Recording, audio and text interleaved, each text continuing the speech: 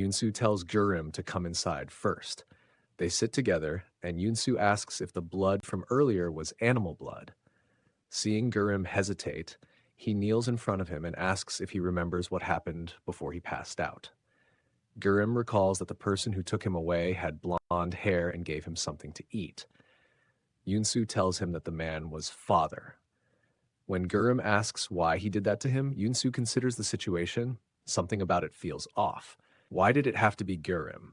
If it was meant as a punishment for Yunsu, then why did father come back to check on Giram? It seems even he wasn't certain whether Giram had really died. Yunsu tells Giram that father is after him and will return once he discovers that Giram is still alive. Extending his hand, he urges Giram to come with him, promising to teach him how to hunt.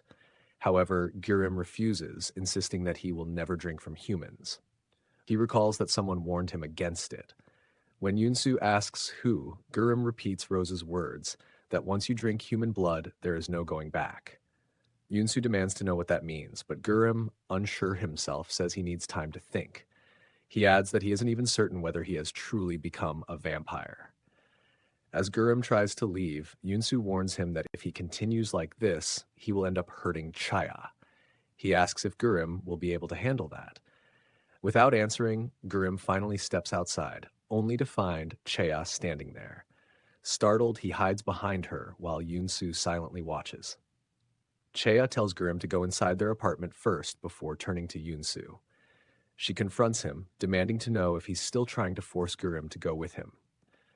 Yunsu doesn't respond. Frustrated, she begins lecturing him, but he simply turns around and walks away. Annoyed, she follows him, asking why he's ignoring her. Then she grabs him and pins him against the wall, demanding to know why he's acting like she doesn't exist. If he has something to say, she insists he say it to her face. Yunsu sighs, telling her not to act so high and mighty. He notices how close she is, her foot brushing against his. The proximity irritates him, and he coldly tells her not to worry. He'll be gone soon. Then, as he leaves, he deliberately bumps her shoulder. Back inside the apartment, Chaya sees Giram and notices that something about him feels different. He ran away for days and still hasn't eaten. Something is definitely wrong. Outside, Rose sits on a tree, wondering how to call Giram. He must be starving by now. Suddenly, a voice interrupts her. Yunsu is standing beside her, staring intently as he asks, "Who are you?" Rose thinks to herself that she didn't want to run into Yunsu. Since there are no other vampires in Korea, he immediately asks if she is with father and reminds her of the rule not to interfere with each other's territory. Rose asks if he remembers her, introducing herself. She notes that it's probably because she has grown up now. Back then, she was just a little girl, and the three of them, including Son, were close. Now, Yunsu remembers. She was the eldest daughter. He asks if the rumors about her being a vampire were true. Rose jumps past the question, saying she's not here to talk about that. She came to see the kid. Yunsu also comes down from the tree and asks what's going on with Giram. She hands him a pack of animal blood, explaining that Giram can't drink from humans. Irritated, Yunsu demands to know if she's the one who told Giram that and what exactly she's trying to do. Frustrated, Rose tells him that mixed blood vampires are different from normal ones. As she turns to leave, Yunsu scoffs, calling it nonsense.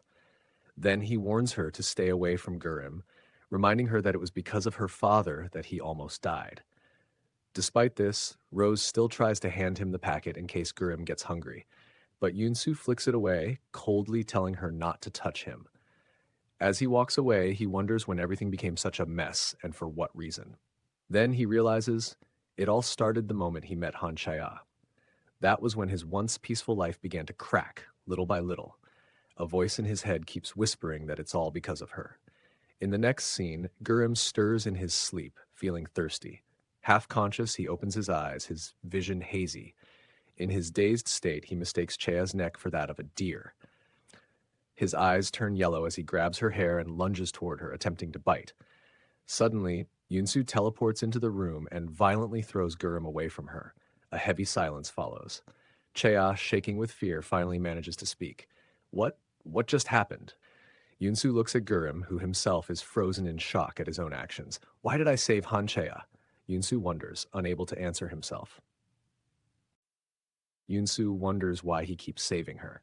Back at the mansion, it had been the perfect opportunity. He himself could not harm her, yet he still saved her. Once again, his father's words echo in his mind.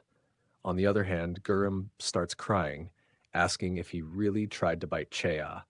He looks at her directly, searching for an answer, and she gives a nervous expression.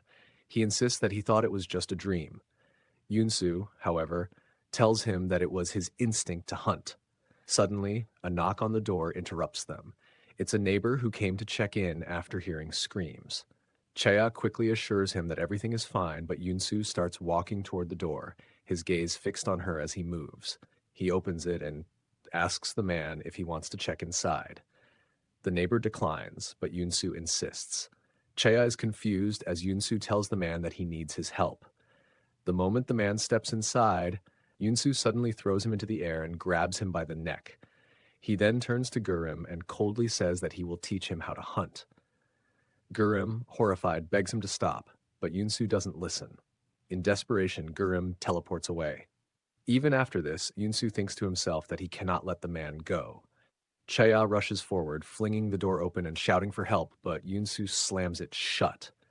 She demands that he open it, but he simply stands there, still gripping the man by the neck. Turning his gaze toward her, his eyes turn yellow. Then he tells her to watch closely as he sinks his fangs into the man's neck. Tears stream down Chea's face as she realizes that she had almost forgotten about those fangs, that he could easily do the same to her. Fueled by anger and fear, she lunges at him, determined not to just sit and watch. She curses him through her tears, trying to stop him.